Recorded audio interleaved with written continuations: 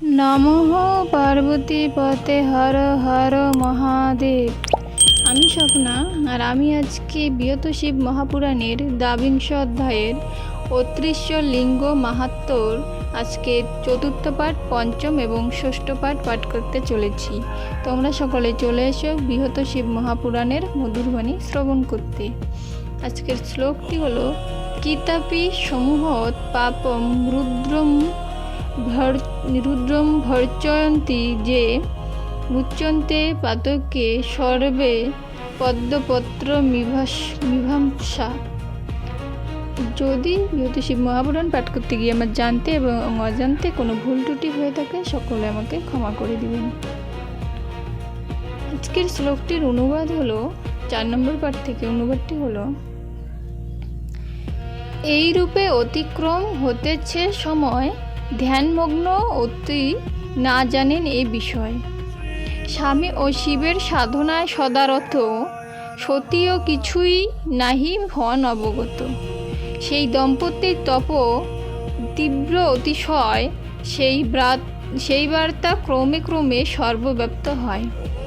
দেবগণ ঋষিবিন্দু সহ নদীগণ পরম বিস্ময়ে তথা করেন গমন। তাদের অদ্ভুত তপ পরিদর্শন পরস্পর বলাবলি করিল তখন।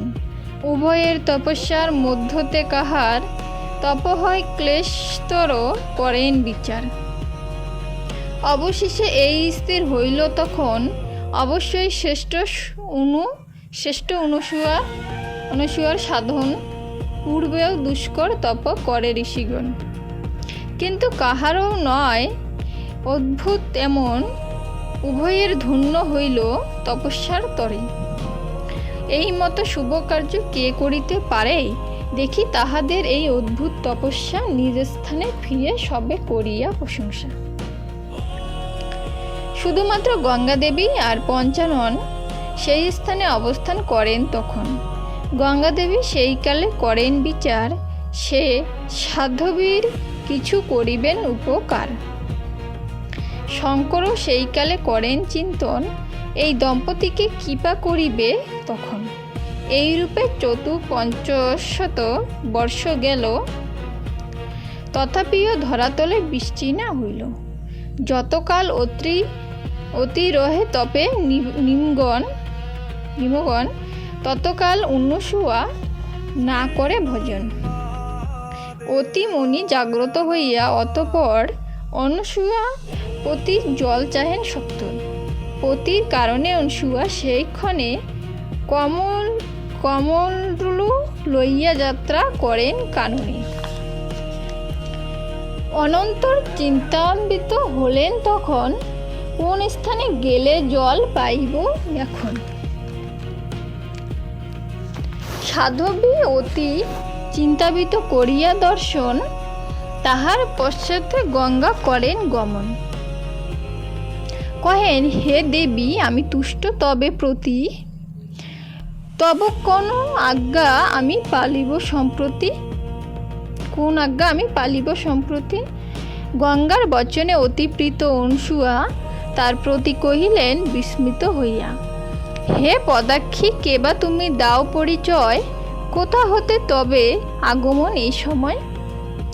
গঙ্গা কহে, তব তপ দেখিতে নয়নে, হেতা আসিলাম আমি দেববর্গ শনি। অতঃপর প্রতিসেবা দেখিয়া তোমার, আমি হইলাম এবে বিস্মিত অপার। গঙ্গা নাম ধরি আমি শুনো বরাননে, মনমত বর তুমি চাহ এইক্ষণে। তাহাকে প্রণাম করি অনুসূয়া কয়, হে দেবী হলেন যদি প্রসন্ন হৃদয়, তবে আমাপতি কৃপা করি প্রদর্শন, পতির কারণে জল করুণ অর্পণ। সতীর বচনে গঙ্গা কহেন তখন, মাটি খুঁড়ি একগত করহ সৃজন। গঙ্গার আদেশে অনুসূয়া সেইক্ষণে, ভূমিতলে এক গর্ত সৃজেন যতনে। গঙ্গা সেই গর্ত মাঝে করিয়া প্রবেশ, সেই কালে জলময়ী হলেন বিশেষ। অকস্মাৎ নারী মূর্তি জলে পরিণত, দেখি অনুসূয়া হইল অতীব বিস্মিত। হর্ষে সেই জল কমণ্ডলু পূর্ণ করি, গঙ্গা প্রতি অনসূয়া কহে হস্ত জুড়ি।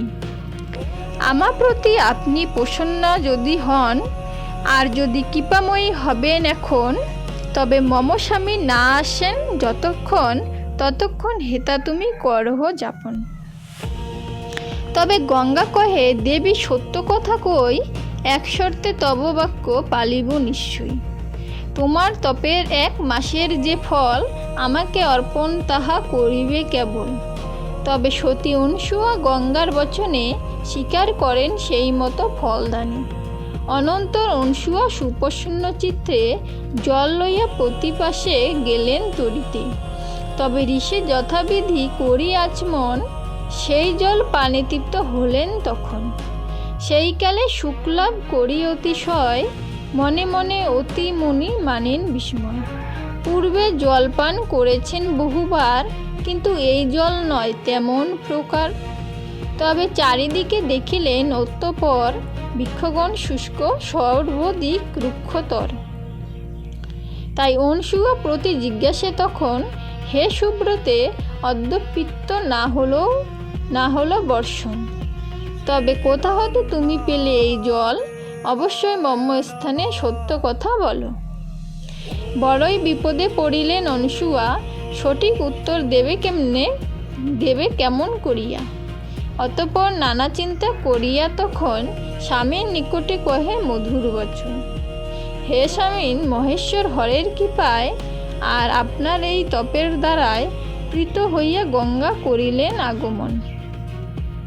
তাহার নির্মল জল দিলাম এখন, পত্নীর বচনে অতি মানিল বিস্ময়। কেমনে সম্ভব হইল মনেতে সংশয়, পত্নীকে জিজ্ঞাসে যদি পার দেখাইতে, তবেই বিশ্বাস আমি করিব যে চিতে।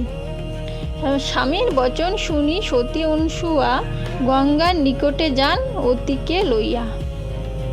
আজকে বৃহৎ শিব মহাপুরাণের ২২ অধ্যায়ের ৪ নম্বর, ৫ নম্বর এবং ৬ নম্বর পাঠ এখানেই সমাপ্ত হলো। সকলে অবশ্যই চেষ্টা করবে বৃহৎ শিব মহাপুরাণের মধুরবাণী শ্রবণ করার বা শিবপুরাণ পাঠ করার। আজকে এখানেই সমাপ্ত করছি। সকলে ভালো থাকবেন। ধন্যবাদ।